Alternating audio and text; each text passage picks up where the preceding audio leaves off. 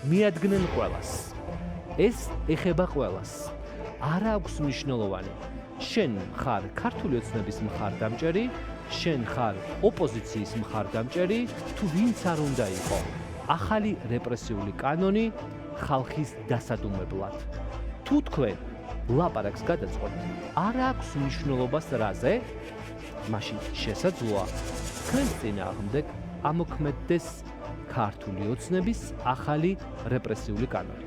მოდი მარტივ მაგალითზე აგიხსნით, რატომ შეეხება ეს ქართული ოცნების მხარდამჭერებსაც. თბილისის ტექნიკურ უნივერსიტეტში უკვე რამდენიმე კვირა ხედავთ, რომ პროტესტია.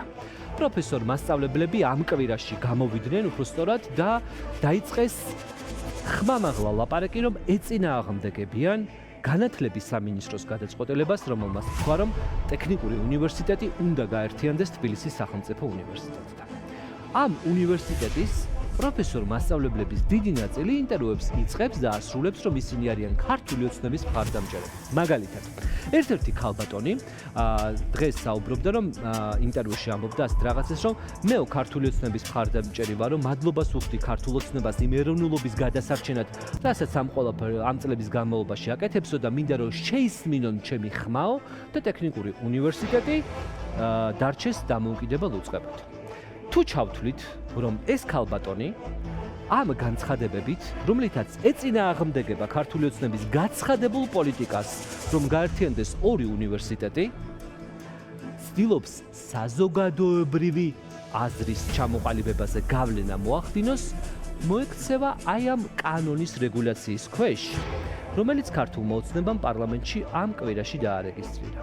და თუ შემთხვევით აღმოაჩენენ, რომ მაგალითად ეს ქალბატონი მეცნიერი პროფესორი ტექნიკური უნივერსიტეტში კვლევებისათვის ან მესამეცნიერო საქმიანობისათვის იღებდა გრანტს რომელიმე უცხოური კვლევითი ორგანიზაციიდან, რომელიც იურიდიული პირი არის იმ ქვეყანაში, მაშინ შესაძლოა მარტივად 6 წლის ციხეში გაუშვა. მოკლედ, კანონი, რომელიც ეხება ნებისმიერ მოქალაქეს, ვინც ცდილობს შეცვალოს საზოგადოებრივი აზრი. ნატა ქაჯაია გახსნის დღევანდელ ეთერს ამ ძალიან მნიშვნელოვანი ამბით. საერთაშორისო გამჭვირვალობა საქართველოს მოამზადა რამდენიმე სლაიდი. ჩვენ ეს ვნახეთ სლაიდები, ვის შეიძლება შეეხოს აი ეს კანონი და პრინციპში შეგვიძლია ვთქვათ, რომ არის ყველა და ყველაფერი, არ დარჩა არავინ. ყველა შეეხება ნამდვილად მომავალ კვირას, როდესაც საქართველოს პარლამენტი მხარს დაუჭერს ამ კანონს, ამის შემდეგ ერთი თვის ვადაში მოქალაქეებმა მთავრობას უნდა სწორი ნებართვა. უნდა უთხრან, რომ მაგალითად მომეცი უფლება, რომ კონკრეტული ბენეფიტები მივიღო უცხოეთში მყოფი ჩემი ახლობლისგან. მაგალითად გოგონამ, სტუდენტმა უნდა სთხოვოს მთავრობას, რომ თუ დედა ემიგრაციაში მყოფი დედა მშობელი მას გამოუგზავნის რაიმე თანხას, ეს თანხა რომ ოცნების წესებს და კანონებს აექვემდებაროს. აქ საუბარი არ არის მხოლოდ ფინანსურ მხარდაჭერაზე, ფინანსურ დახმარებაზე. ქართული ოცნება გამოიკვლევს მაგალითად медикаменти, რომელსაც პაციენტს, საქართველოში მყოფ პაციენტს გამოუგზავნიან ევროპის რომელიმე ქვეყნიდან ან შეერთებული შტატებიდან, ესეც კი შეიძლება.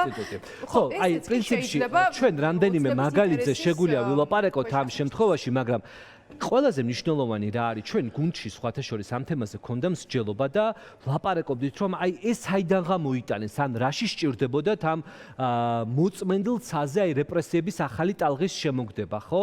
ყველა ამ გადაწყვეტილების უკან ჩანს შიში. მაგა შიში რომ არ იყოს, მე მართლა არ მესმის, რანაირად შეიძლება რომ აკრძალო ყველა და ყველაფერი. პროპაგანდისტულ მედიაში კი წერენ, რომ ტყუილია, ეს იმას არ ეხება, ეს ამას არ ეხება, მაგრამ ეს კანონი იძლევა ინტერპრეტირების საშუალებას და მაგალითების საშუალებითაც შეგვიძლია, ხო? მოვყვეთ ახლა უფრო გასაგები რომ იყოს მაყურებლისთვის, ხო, ყველაზე კარგად გაიგებენ. მე ვარ მაგალითად მშობელი.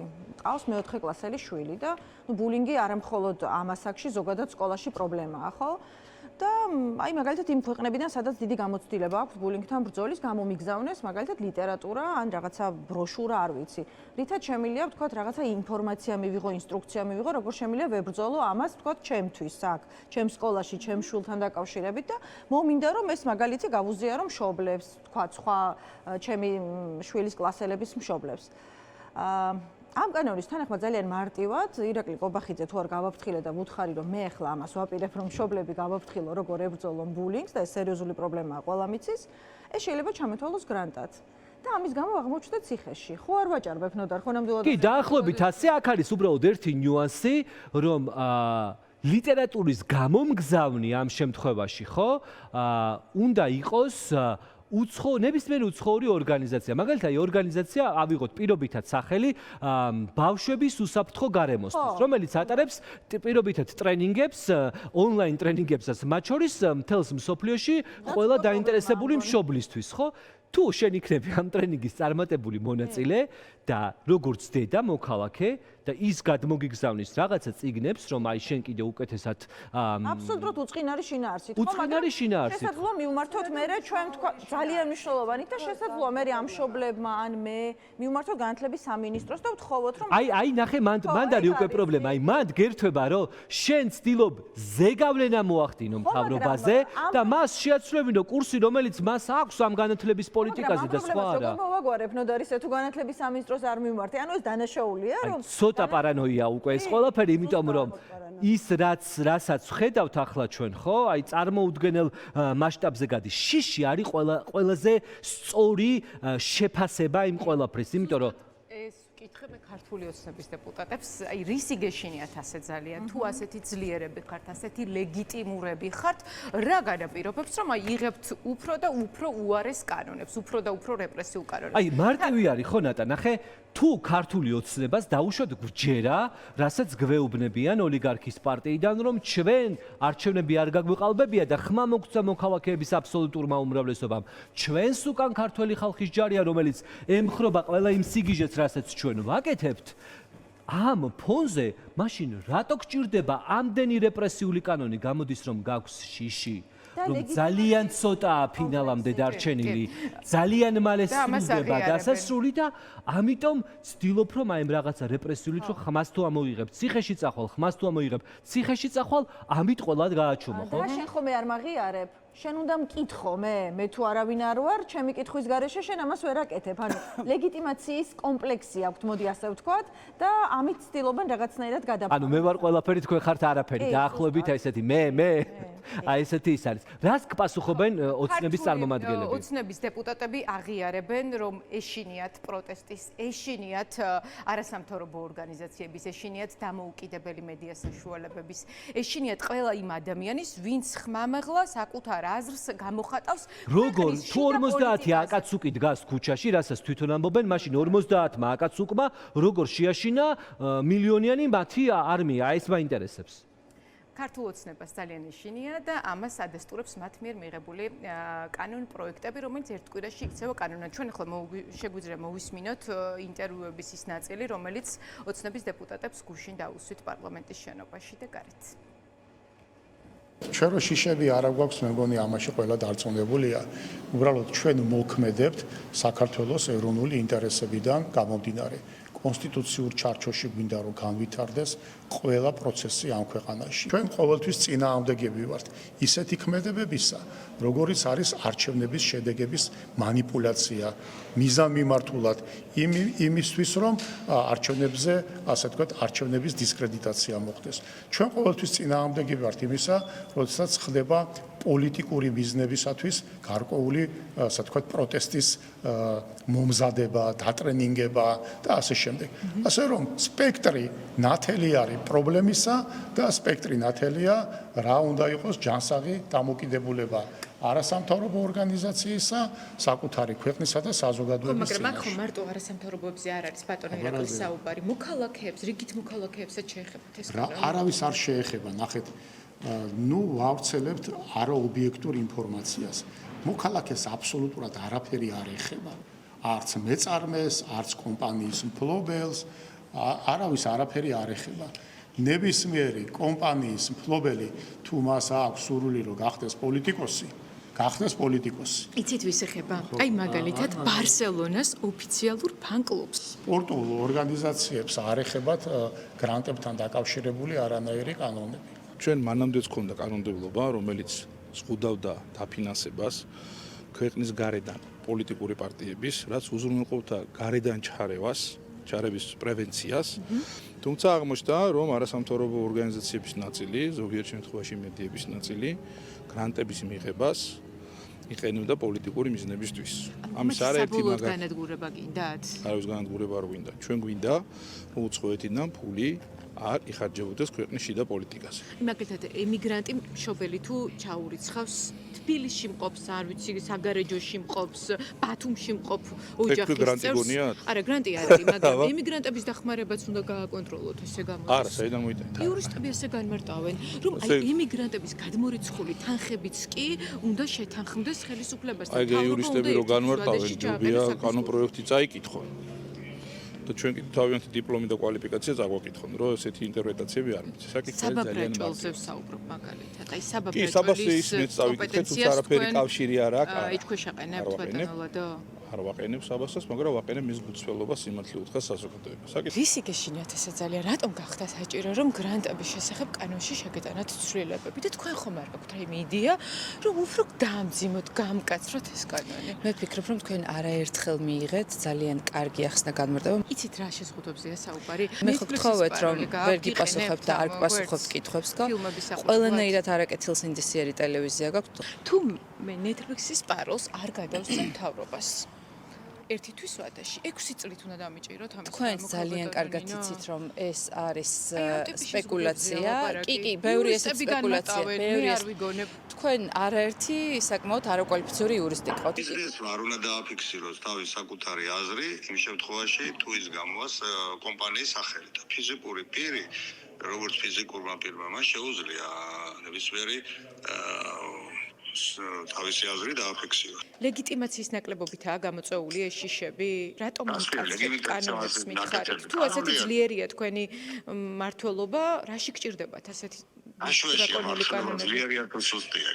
ეს არის ეს იქნება კანონად, რომელიც ნორმალურია და მიღებულია ყველგან, იმიტომ რომ ბიზნესის სახელით რატომ გამოდიხარ? ესე იგი შეიძლება 100,000-ობით ადამიანი ყავს დასაქმებული და შენ ბიზნესის იმ კომპანიის სახელით გამოდიხარ და საუბრობ და არ შეიძლება შენ ფიზიკური პირი რაც აქვს რაც გინდა ის დააფიქსირა, არ გისლის ამ კანონით რა. ბატონო შოთა, უცხო ქვეყნის გავლენის აგენტების გეშინიათ თუ თავისუფალი მოქალაქეების?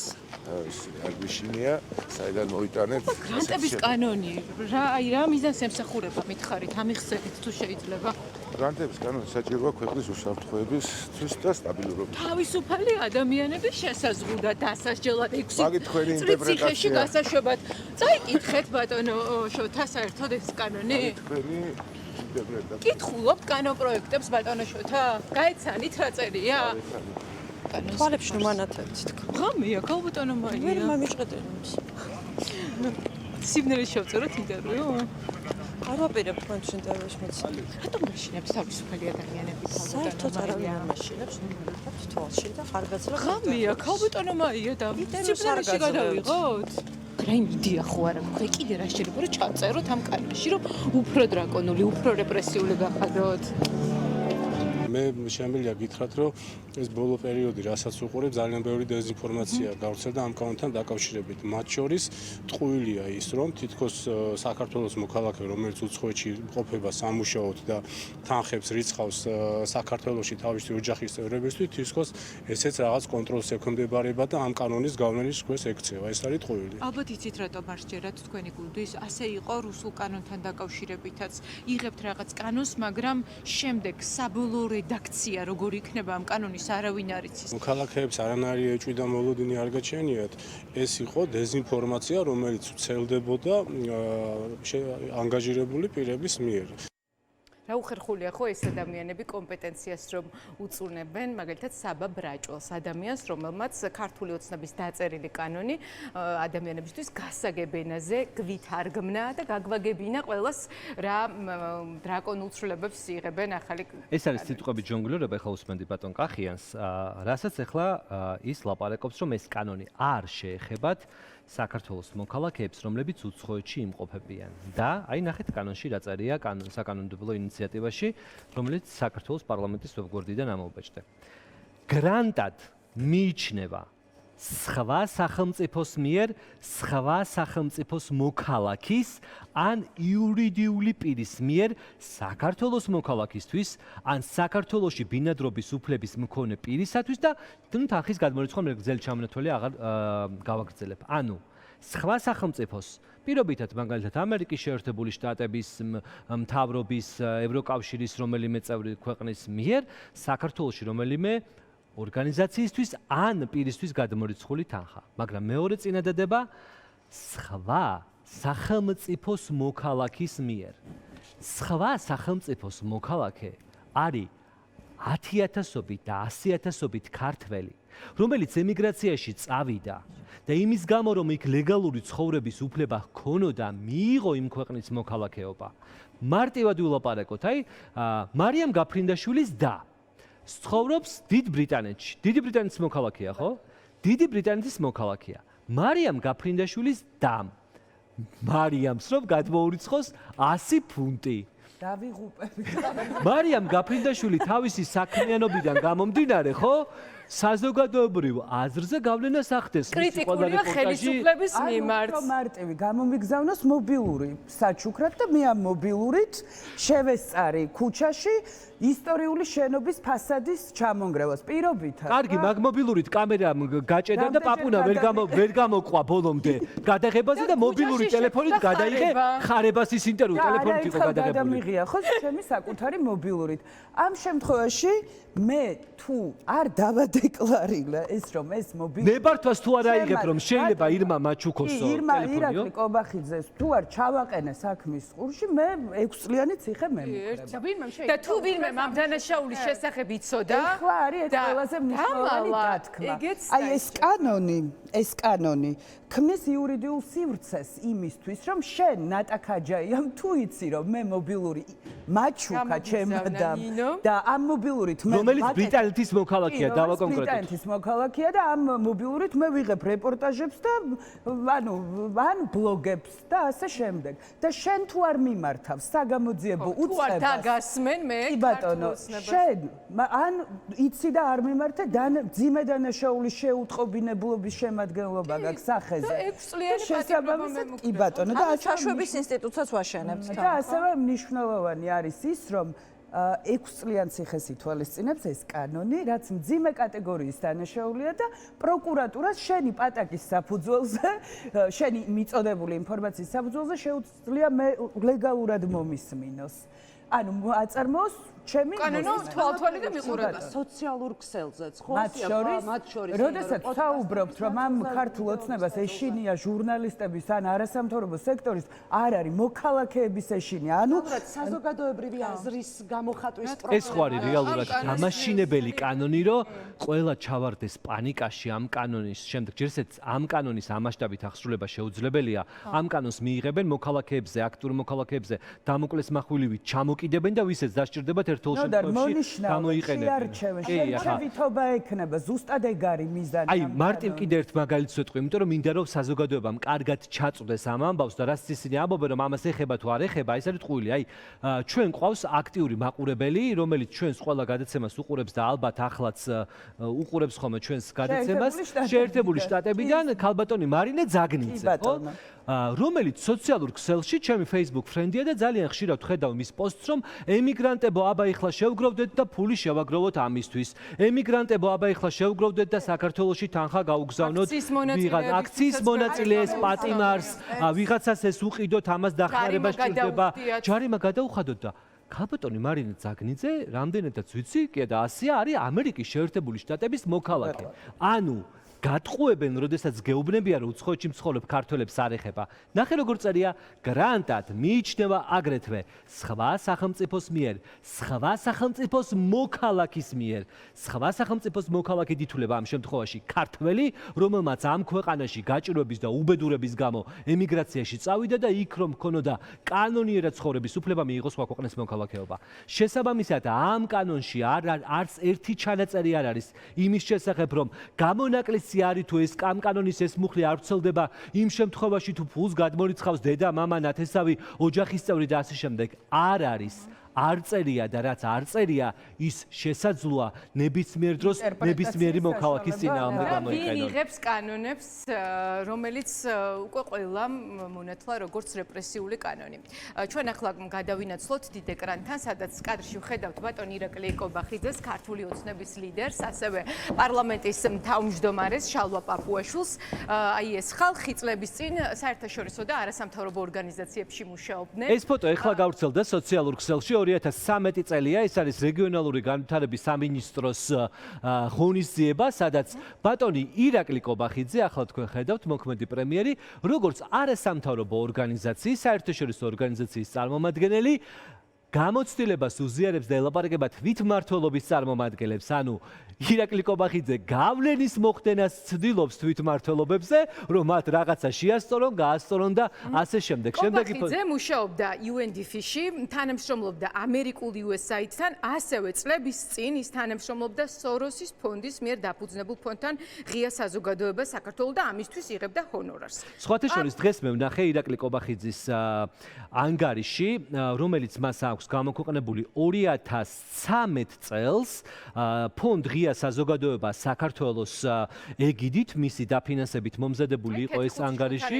კი, აი ვნახოთ ეკრანზე, ეს არის ქალბატონი ქეთი ხუციშვილი, ფონდ ღია საზოგადოება საქართველოს ხელმძღვანელი და აქ ეს ახალგაზრდა ბატონი ირაკლი კობახიძე. შესაბამისად, სხვათა შორის ამ დასკვნაზე ირაკლი კობახიძე მიმუშავა სხვადასხვა სამოქალაქო ორგანიზაციების წარმომადგენლებთან, ვისაც დღეს ის ერჩის და პერსონალურად ამ დასკვნას შემდეგ ჩაწერილი არის რეკომენდაციები აღმოსავლეთ პარტნიორობას ეხება და პერსონალურად ირაკლი კობახიძე ამბობდა, რომ ჩემი რეკომენდაცია მჭიდრო თანამშრომლობა NGO-ების და სამთავრობო უწყებების. გადავიდეთ ბატონ შალვა პაპუაშვილზე, პარლამენტის თავმჯდომარეზე. პაპუაშვილი 17 წლის განმავლობაში მუშაობდა საერთაშორისო ორგანიზაციებში. აი ეს ძალიან ძველი ფოტო, რომელიც სოციალურ ქსელში რამდენიმე საათის წინ გამოქვეყნდა.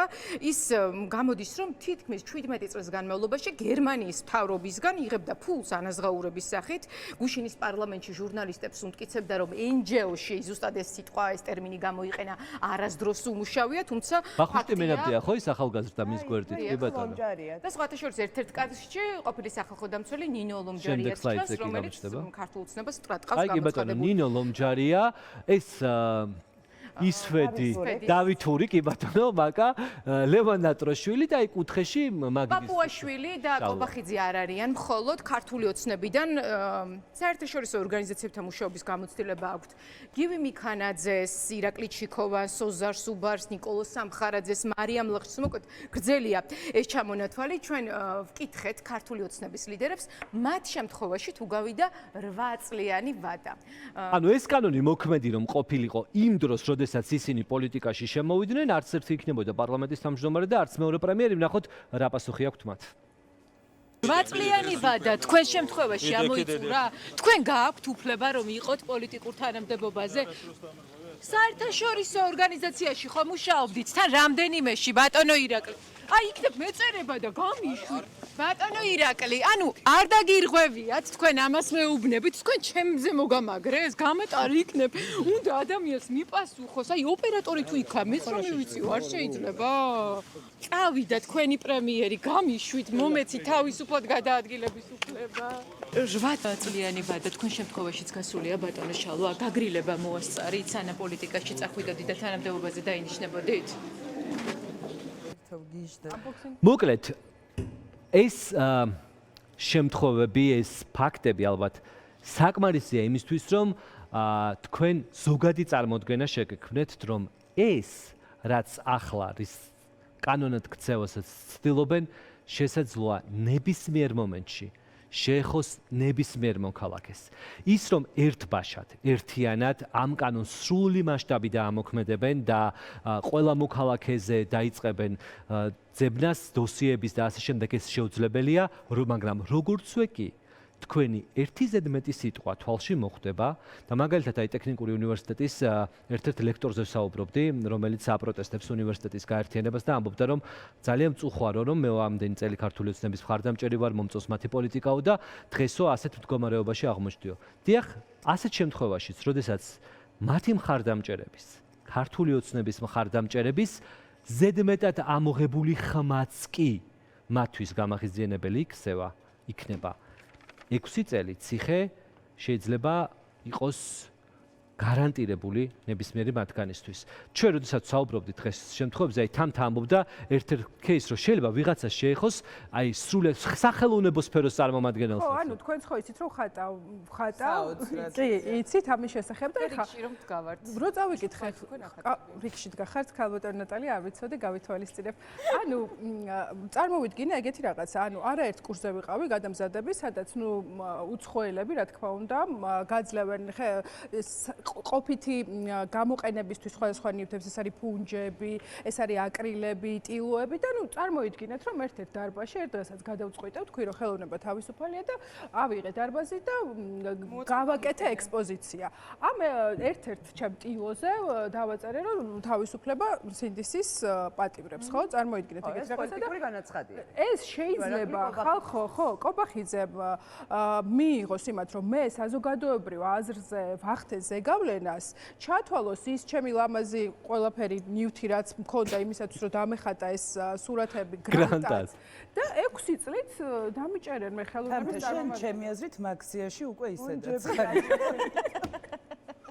მოგნიშნეს დიდი ალბათობით უკვე ზუსტად ხატვარი კი არა, ქუჩის ბლოგერზეც შეიძლება იგი. წარმოიდგინე ინფლუენსერები, სოციალურ ქსელსაც ძალიან ეხება თქო და არა მხოლოდ ტელევიზიას, მედიას, ან ისეთ ადამიანებს, ვინც მართლაც ახდენს გავლენას საზოგადოებრივ აზრზე, ასე თუ ისე, კარგად ცუცუდა და მაგალითისთვის მარტივად რომ ვთქვათ, რატომ ეშინიათ ადამიანის აზრის ზოგადად ეშინიათ. ნახეთ, თუ კი პირს გააღებთ, ამისიც ეშინიათ. აი, ეს კანონი ეხება, მაგალითად არის ლაშა თუ სწორად მახსოვს ჯანჯღავა, რომელიც აქტივისტია და ძალიან კარგი ილიას უნივერსიტეტში კითხულობს ხო საინტერესო ვიდეოები. ძალიან საინტერესო ვიდეოები აქვს და მას იმისთვის რომ კონტენტი შექმნას, სჭირდება კამერა, ტელეფონი, მიკროფონი, ამისთვის ეხმარებიან ამ ყველაფრის შეძენაში. რომ დაეხმარო, ხო ჩვენ არ ვიცით ხა ვინ ეხმარება. აი ეხმარებიან, ჩავთვალოთ რომ დაეხმარნენ, რომ ეს ყველაფერი შეიძლება. აი ლაშასთვის აი საინტერესო მაგალითია, ემიგრანტმა მარინე ძაგნიძემ, რომელიც ამერიკის მოქალაქეა, გადაწყვიტა რომ ლაშას უყიდოს მიკროფონი. რომ უყიდოს მიკროფონი, ტელეფონი ან კამერა. ამ შემთხვევაში და ლაშა მოყვა ამ ვიდეოში მაგალითად ფასებზე. რომ თქვა რომ ფასები არის კატასტროფულად ძვირი და ამაში დამნაშავეა ქართული ოცნება როგორც ხელისუფლება. ქართული ოცნება ჩათვლის რომ ის ახდენს საზოგადოებრივ აზრზე გავლენას და ლაშას უბრალოდ ადგება და გაუშვებს 6 წლით ციხეში. ვერ მიწყდება ალბათ მარინა ძაგნიძეს, იმიტომ რომ ამერიკის შეერთებულ შტატებში ცხოვრობს, მაგრამ ლაშას აუცილებლად დააკავეს. ანუ აბსურდია, მართლა მარინასნაირების შეშინებაც უნდათ, რომ მეორედ აღარ გააკეთოს ეგეთი. ეს ახლა რამდენად შეშინდება საზოგადოება ერთი და წინერი, მაგრამ აქ ხო ჩანს შიში, შიში, იმიტომ რომ თუ ესეთი ძლიერი ხარ, ყველაფერს მართავს, უსიშენია, პროკურატურა შენია, იქ მამო, აქეთ ვიღაცები ამბავი ყველაფერს აკონტროლებ და ამ დროს კიდე კანონს იღებ, რომ ლამის არ ვიცი, TikTokერი ქეთი ედგუნაშვილი შემოსავლები გააკონტროლო, რომ რამე ფათაშორის ქეთიც ახდენს ზეგავლენას თუ ეგრეა. ხო, მაგრამ ქეთი ქართული ოცნების სასარგებლოდ პოზიციებს. რეაგირება თუ ეგრეა. ლოგნებს რო ურტყამენ, ხო ამერიკიდან ურტყამენ და ძალიან ძვირი ის და ქართული ოცნების მხარდამჭერი ვარ. ბოდიში რას ურტყამენ თამთა? ლოგნებს ურტყამენ ქალბატონ ქეთის, რომელიც დოლარებად არის შეფასებული და ქალბატონი ქეთი ამავდროულად არის ქართული ოცნების მხარდამჭერი, როგორც თქვენთვის არის. საინტერესოა კანონი როგორ არა, თუ ქართულ ოცნებაზე გაბრაზდება და აი მაგის მერე ირთვება ეს მოქმედება. მოკლედ მართლა სიგიჟეა და მართლა ამ სიგიჟეზე გვიწევს საუბარი, მაგრამ იცოდეთ, ეს არის ის, რაც ქართულმა ოცნებამ თქვენი საქართველოს მოქალაქეების გასაჩუმებლად გადაწყვიტა, იმიტომ რომ ყველაზე კარგად ჩანს, რომ როგორც ჩანს მათი მმართველობის დასასრულს ყველაზე ცხადად ხედავენ ისინი და ამ გზით ცდილობენ, რომ შეაჩერონ დასასრულთან მიახლოება.